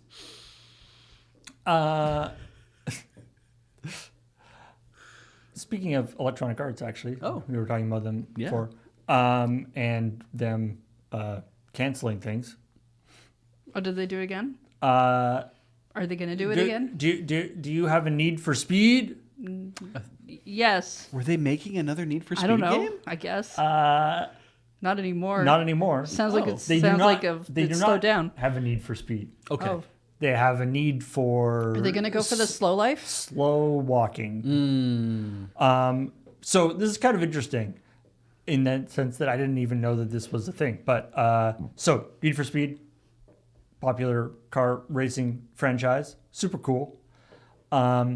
They announced earlier this year that the plans for the previously announced Need for Speed game were on hold because Criterion, which is the name of the movie developer, collection. I know, which seems Yeah. like a confusing name. It is but, very confusing. I don't think they're related to the movie people. Okay. All right. They brought them. They're focusing on the next Battlefield, which, if you saw the last week's episode, there's a whole thing about that. Okay. All right. Well, whatever. But anyway, so maybe this is like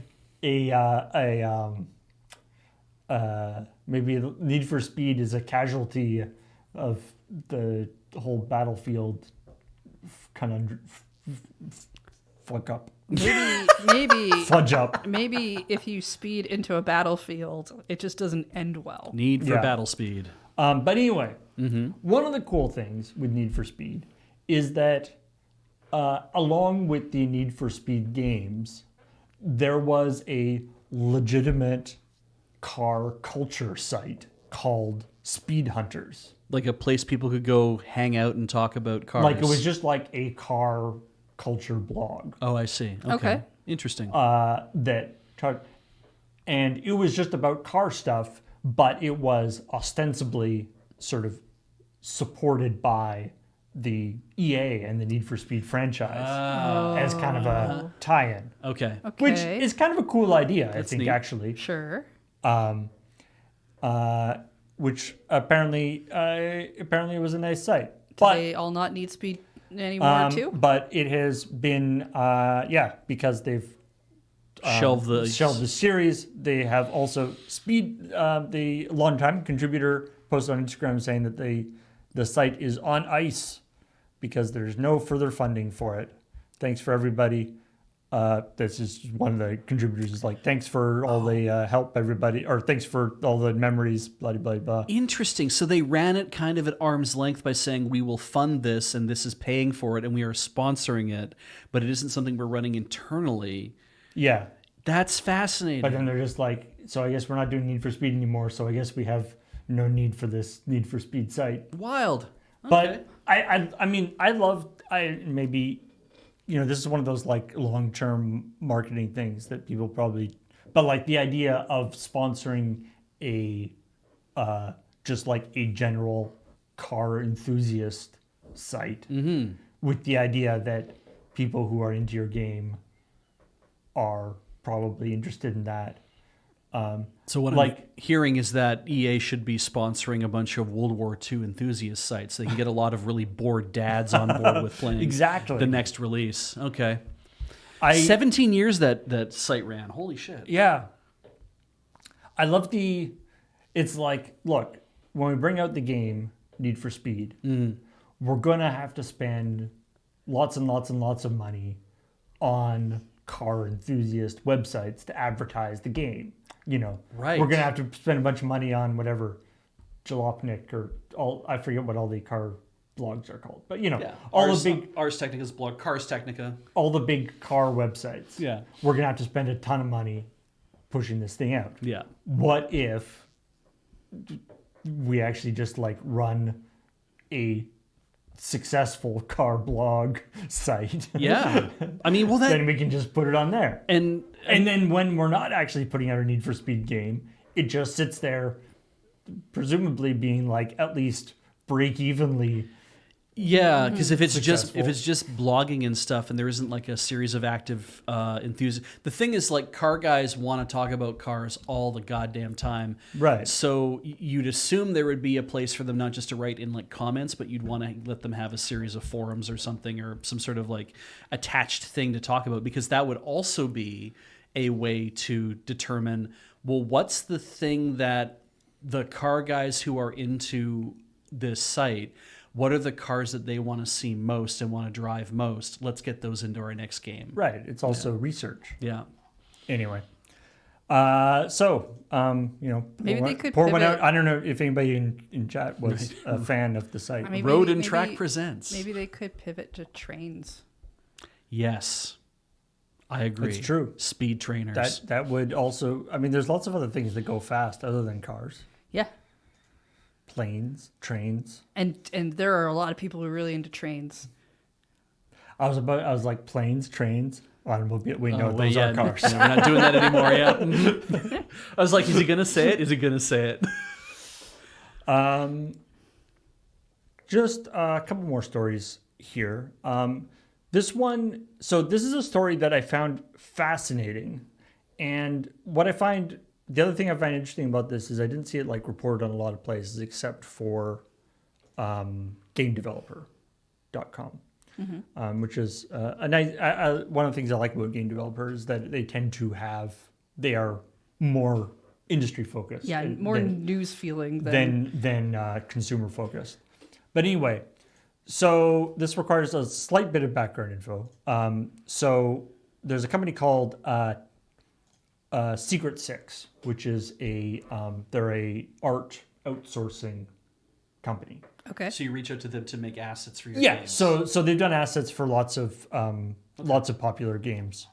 I don't know. I think this article was mentioned some of the stuff they did, but anyway, they done art assets for a bunch of well-known games. Right. They're sort of a third party. Like lots of people hire them to do work for different things. Okay. They have two offices, one in Madrid, Okay. so in Spain, Yeah. and one in Manila, in Philippines. Philippines. Right. They were bought a couple years ago by Testronic. Okay. So combining the word chronic with testicle. Okay. Apparently, yes. Which Sure. and it has become clear that Testronic, as a company, was mostly interested in using their the Manila studio to get a sort of foothold in Asia. Oh, I see. And also, they're more interested in the Manila studio because the Philippines doesn't have the same labor protections as Spain does. How about that? So basically, what started happening is the Madrid studio they started starving out the Madrid studio. So apparently, since they were bought like 2 years ago, the Madrid studio hasn't gotten one piece of new work. Like all the work that they've been doing is work that they had before they got bought. Oh my God. And Testronic actually they were like, okay, if you guys aren't going to give us any work, can we go get work? And they're like, no, you can't talk to clients. Right. Also, you have to raise your prices with all your existing clients. Because we want them to want to move over to the other one. Yeah. So basically, they were Wow. being, it's one of those things where, for I'm assuming various legal and contractual reasons, they couldn't just straight up close the studio. Yeah. They had to basically show that the studio was insolvent, that it wasn't making any money for them. Fascinating. And so they did Okay. that by doing this thing where they would sort of starve it out. So, and then the situation. So they find out that they're basically going to be closing the studio. Citing that they aren't making any money on it. Right. Closing the studio at the end of July. Or effectively closing the studio at the end of July. They're basically laying off a whole bunch of, most of the workforce. It's about 50 people working. Just from Madrid, though. Just in Madrid. Yeah. Also, incidentally, most of the jobs that they're laying off in Madrid, there are open positions at the Manila studio. How about that? For not as much money Right. and not as good benefits. However, Spain has pretty good, has reasonable work, part of the EU. It's got reasonable worker protections. Yeah. And there not only are there like minimums, but there are certain accepted severance things that you do. And apparently they were really cutting it with as minimal as they could in terms of the severance, Right. which was really pissing them off, all the employees off. Absolutely. And so they're going to do a strike. So they're going to do a collective action, Right. starting yesterday, and for basically until the 25th or something was the idea. Was they were going to do a strike. But it was just the Madrid workers who would strike. Yeah. Okay. Now, you might think, as I did, you would think that going on strike to protest being fired wouldn't you wouldn't have very much leverage Correct. Yeah. Yeah. in that situation. Yeah, it's just right? kind of like, oh, okay, well, what do you We really, didn't what are want you to gonna do any work anyway, so yeah, you're Yeah. not doing any work now. But But it turns out that I haven't found too much corroborating stuff. This is at least from this article in what I understand from this article in Game Developer. Apparently, there are still the company still had the company in Madrid still has two big contracts right. that are quite big contracts, and the people working on those there's 8 people at the thing in Madrid Out of the 50, out of the 50 or However many 45 there are. or Yeah, whatever, that are working on these very important, very highly priced contracts with other companies that have, in no uncertain terms, said they will not work with the Manila branch. Alrighty. They actually have like a personal relationship with the people in Madrid. Sounds All great. right. And so gives them some leverage. So basically, they're going to be getting rid of everybody at the company except these 8 people at the end of July. Right. But they can't get rid of these 8 people. And so they have some leverage for this sort of collective action. So that as long as those 8 people are willing to go on strike with the other people of the group, it's like if we all go on strike together, we can basically say that you can't fulfill this contract. Yeah. So that is what has happened, is that they have gone on strike? What has happened? So this is great because when I posted this story, that was where it was. Right. Update today. They have not gone on strike. The Madrid leadership has informed Game Developer that the studio has officially called off its strike after agreeing to severance terms with the parent company Testronic. And these are better terms. Yes. The news confirms that the studio will effectively shutter on July 31st. But one studio leader says that the severance package isn't exactly what the team was hoping for, but it is better than the bare legal minimum that was previously offered by Testronic. You already? They're saying, although negotiations have been tough, and despite the multiple divisive tactics used by Testronic's legal representatives, the team stood firm and refused to leave anyone behind, especially those in more vulnerable positions, even when it meant turning down significantly better conditions for most. So presumably, those 8 people were offered a bunch more money, a bunch to stay, and then whatever. and not strike. And It speaks volumes about each and every one of them, and I am proud to be part of the team.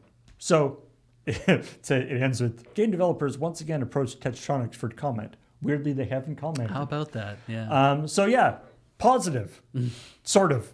I mean, Well- it's bad that it had to happen, but cool that it was able to happen. Better and I mean, outcome. it would kind of be nice if it's like we stopped them and the studio will stay open and we'll actually get work and things will be proper. But I wouldn't trust a company that Yeah, I mean, clearly went through that in the first place. There were a few comments in chat too, where like, and I agree that the possibilities that show up are interesting because, Account Made for Ants says those 8 people could have probably gotten a job with the companies they were contracted on. Like that might even still happen. Possibly. that happens a lot. Exactly right. It's just like, well, if this is how it's going to be, that you guys are breaking this or you're ruining this side of the company. Like we want to. We're not going to renew our contract, and instead we'd rather just poach these people. But there might also be rules in place in the EU against poaching somebody out of a company that you're contracting with. Yeah.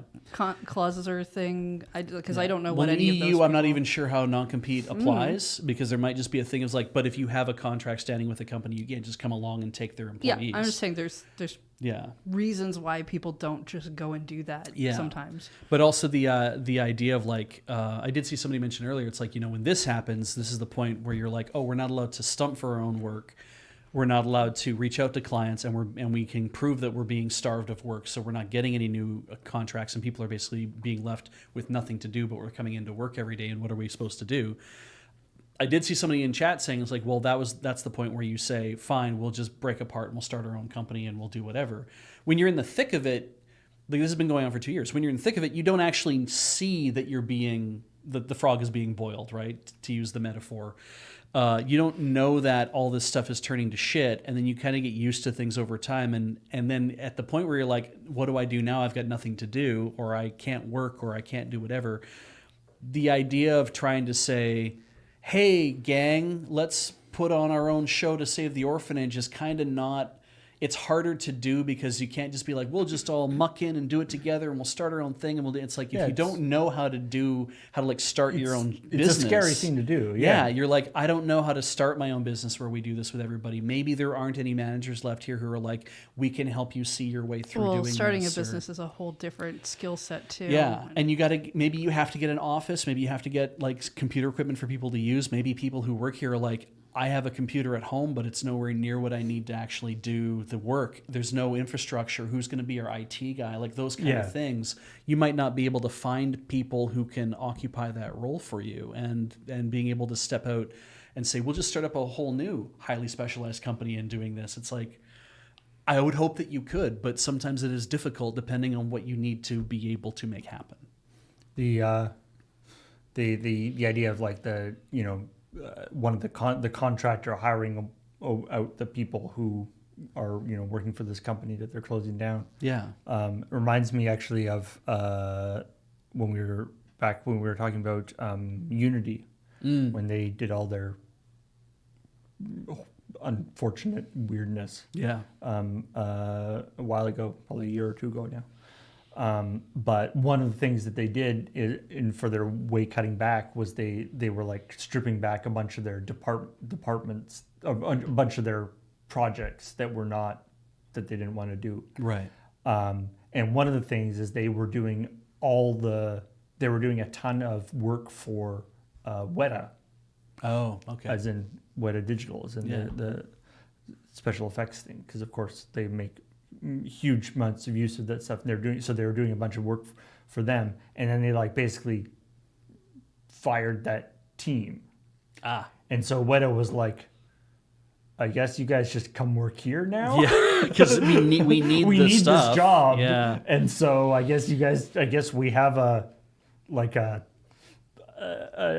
team of people working on on this project now, Yeah. which we never really wanted to have, but I guess we do. yeah.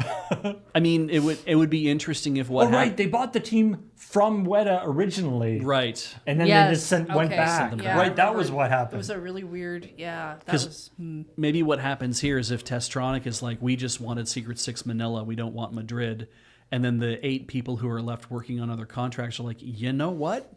Then we're out of here too. Like if they actually literally said, Well, we're it's- also leaving, at that point, and the companies who are involved with Secret 6 Madrid are like, we're not letting you take the work to Manila. You don't have a workforce here anymore that can do this. The contract is null and void. Like, and at that point, then they might be like, we'll go hire these people ourselves. Who knows? But, Supposedly, these other contracts are also finishing like at the end of the year, so presumably that will be the final. yeah, you see to the end of that. It's like, that's enough. As a side note, I was part of the. So, like I was saying, wasn't a ton of there's the thing on Game Developer, but there was a bunch of stuff on Spanish stuff. Okay. Just as a side note, I was reading a translated version on K magazine, which is a great name for a magazine. Yep. What? Oh, they worked on The Last of Us too? Wow. Okay. Yeah. Oh. Yeah, they did. They contracted art for it. It's one of those like white label companies that lots of people use, but nobody really talks about. Yeah. That just sort of are like one of those lines in the credits that you're like, oh, I wonder who they are. Yeah, exactly. It's just a single. They don't even mention the people who worked on it. Though I do like it now when the credits roll and it's like, oh, this thing by this company, and then you do see the 7 or 8 names that are, or even the 3 names associated with that one company who have to do the thing, and like I like seeing that to be like, yeah, this is a thing that 3 people had to work on. All right. Well, to finish up here, Alrighty. if there's one good thing, and there's more than one good thing, but even if the only good thing about the new Donkey Kong game was that we could get great headlines, like Donkey Kong Team sounds increasingly bananas, it would be a great game just by that alone. It's just great for headlines. Right. But also, there's a bunch of really cool info has come up because, of course, people have been sort of doing the rounds because the game just came out, talking about the process, how they develop different things. One of them is how they prototyped the destruction system. That's right. It's my new favorite Goomba. Well, that's not true. Goombella will always be number 1. I was gonna say I feel like I don't have a favorite Goomba. Have you not played? Do you know of Goombella? I know Goombella, yeah. Okay. It's So gonna be they experimented. They gave a Goomba arms. If a Goomba had arms, what would it do? Yeah. Would it wear them like this or like this? And apparently, what a Goomba would do if it had arms is immediately start destroying everything around it. Yeah. Yeah, I mean, it gets bopped on enough. I'd probably go break some shit too. I like that this comes out of an idea of, hey, let's do some. They're calling it a technical experiment, right? That it's Let's find a fun. It's like first we find a fun mechanic, then we figure out an IP to put with it. Yeah.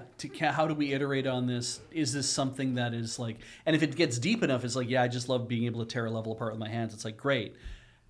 How does this work? Do we have an IP that this belongs to? How would we pull this up together? And I love the idea that, because I saw people responding to me like, this is how this is how the Super Mario team makes games, and somebody responded like, this is how Nintendo makes games. Like, just straight up, the whole company has that focus of try to come up with a thing that we haven't done before and then make that happen. Yeah, Even if you end up making like sequels and shit. Yeah, I wouldn't say that's like every game probably falls under that, but No. it seems like a lot of their games fall under that idea of, I feel here's a thing. I think it's a really fun thing. yeah, there's an ethos What there. do I put on it? Yeah, where it's like, can we make a fun element really come alive in this? And it's like, if that still maintains, then that's great. I'm happy to see that it seems like it is. And then another thing in terms of the development of Donkey Kong, there's this great, anybody who sort of works in a creative field and stuff or do things, there is this non-linear way that you come up with that ideas sort of form, right? Mm-hmm. Sometimes it's not that obvious. Yeah. What is going to lead to the next thing. So in an interview with IGN, they were talking about how they came up with the idea to put Pauline into the game. Yeah, because she wasn't there originally. Yeah, the little version of Pauline. Little Pauline. Yeah. She was not originally going to be in the game.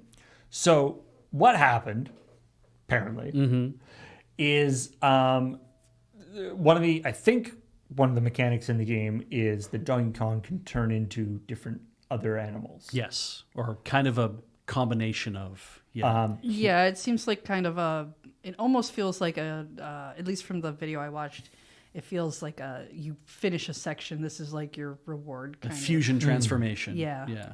Anyway, so they made somebody made a zebra Donkey Kong, which that is definitely a style. I like that he's still got the tie on. What makes Donkey Kong? Big arms and a tie. Yeah. Okay. And, and he skips leg day. I would not like to meet that zebra in a dark alley. I think that he would beat me up. So anyway, It does look pretty angry. they came up with this concept of, they were just doodling concepts. Sure. Right? So this is Zebra Donkey Kong.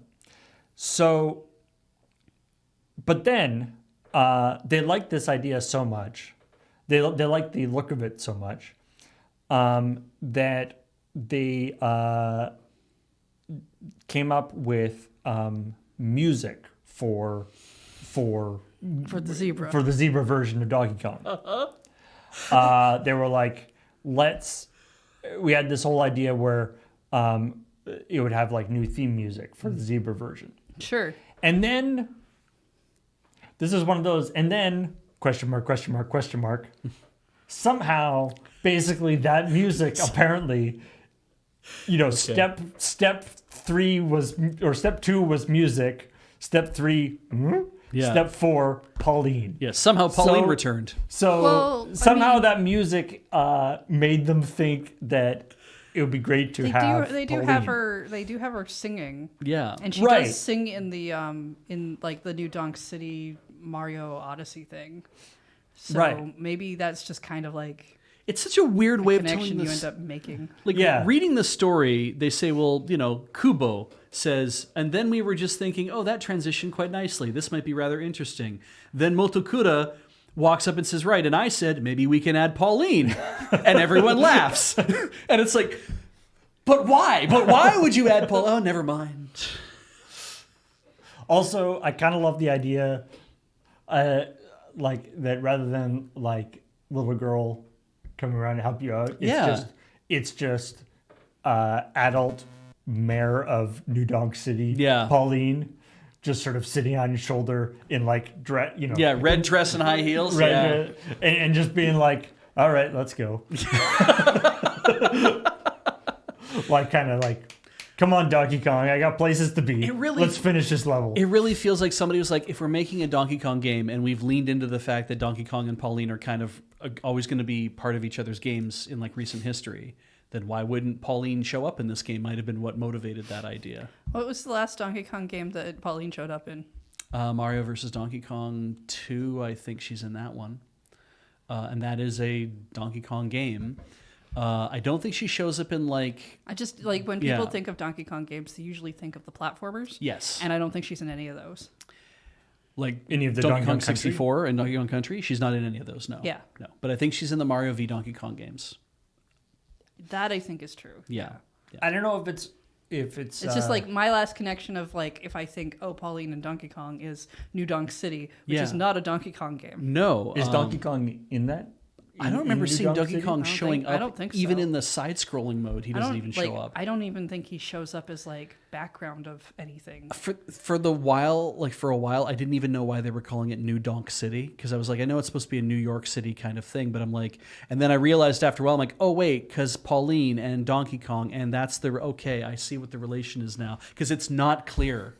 They don't put Donkey Kong in the city anywhere. So. I do love and maybe this is talked about in the or it's addressed in the actual game. I don't know, but it does show up in side scrolling. Okay. I do love the idea that the recontextualization, like if it's like Donkey Kong and Pauline, little girl, becomes sort of a surrogate father figure. Yeah. Then the recontextualization of the original Donkey Kong game is like, rather than Donkey Kong evil ape stole Mario's girlfriend, it's Donkey Kong overprotective father stopping a suitor from coming after his little girl. And I actually, what I really like is I've seen other people lean into the big bro little sis thing. I've thought that's really cool, that the idea that it's like, oh, I'm going to help out my little sister kind of idea is how he is their relationship. Because it feels more like, rather than being like, mad dad kind of thing, it's like, no, it's big bro who wants to keep his little sis safe from the weird mustache man. I mean, I mostly just like when they first showed off the concept of Pauline's in this game. Because originally they were just like, there's a little rock buddy. Yeah. And she hatches out of that, I guess. Yes. And I was like, oh, this just makes me think of that anime we saw with the Forest Guardian. Okay, no, Somali and the Forest Guardian. Yeah. Yeah, which is really good. If you've not seen Somali and the Forest Guardian or the Forest Spirit, I think it's Forest Spirit is what they call them. It's very good. Yeah, just that kind of. It's got flavors of that trope I've seen in anime of big thing protects helpless human of some kind, generally a kid or tiny fox sometimes, or like it's a trope. I'm a fan of that style, and I mean it works really well in video games too. It's not a bad thing. I've played quite a few video games that have sort of worked in that area. Just the moment I saw Pauline on his shoulder, I was like, oh, this is Wreck-It Ralph and Vanellope. Like that's who that is. Yeah. It was like he's even smashing things. Yeah, right. I was just like, oh, this is literally that combination. I don't know if that occurred to Nintendo or not, or if somebody later says, it looks an awful lot like this Disney. Shut up about the Disney thing. But it's fine. Anyway, thanks everybody for joining us. I think that's all the. I mean, even if it's not, it's talked a lot plenty. of great stuff. Yeah. We can save some stuff for next week. So thank you everybody for joining us. Thanks and support Patreon.com. Yes. I'm not going to add anything in on this, dude. You can't just make it show up on command. I could probably do a thing so I could make it show up, but anyway, patreon.com/LR loading ready run. When I tell people I'm going to fix something in the edit, I usually just don't. That's the spirit. I was lying. Yeah. I didn't think you'd do it in post. It's one of the best lies I ever tell people on stream when they kind of do a thing. They're like, don't worry, we'll fix it in post. And when you watch some of them just go, oh, okay. I should just get the best thing ever. I should just get like a paper scroll that says it, and we can just grab it and open it up, and then. That'd be fun. Yeah. I like that. What you mean sometimes by fix it in post is I will take it and use it in the bits at the end or whatever. On an edited show, sure. Anyway, thanks everybody for joining us. And if you haven't watched this week's episode of Checkpoint, it is up on our YouTube channel, youtube.com/LRRVG. And that's also somewhere where you can be a supporter of us. You can become a member of that channel, and you will get your name in the credits right after, at the end of the episode of Checkpoint, which is kind of fun. But anyway, Goodbye. we'll talk to you later. Goodbye.